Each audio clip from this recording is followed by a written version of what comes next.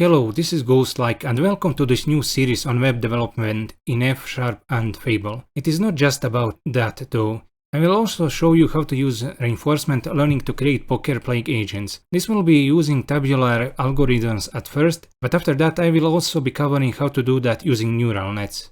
In this series I want to develop my portfolio project from scratch and chronicle the journey from the beginning to the end. Hopefully the project that I will be doing here will help both you and me get better. In this video what you can expect is what you see on the screenshot.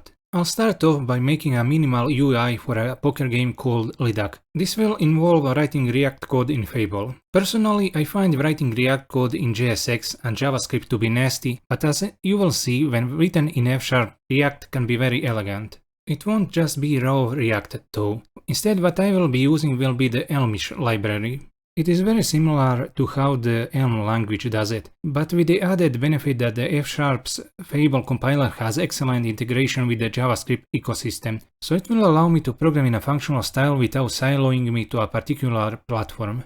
On that note, everything else won't be in JavaScript. Rather, F# has libraries to completely automate the message passing between the client and the server of a regular HTTP and even a WebSocket connection, which is what I will be demonstrating in this playlist. Concurrent programming and web development is all about message passing at its core, and once I demonstrate how easy that is to do, I'll create the game starting with the simplest version of poker, which is Lidak. Then I will show how to use reinforcement learning to train poker playing agents on it. Later on I will show how to do the same on No Limit Hold'em. Towards the end, I will wrap things up by turning the minimal interface into a fully fledged illustrated one using Stable Diffusion.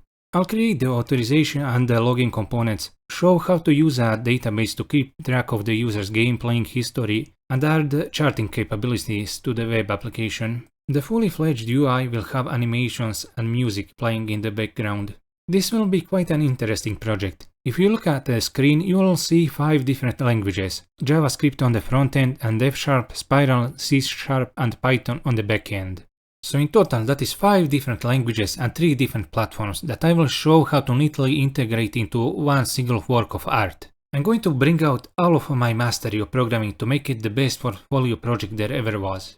If you can understand everything that I am doing here, you will know the essentials of web development, reinforcement learning, functional programming, game development, and machine learning. It will be a great bounty of knowledge. Now without further ado, let's get started with the UI.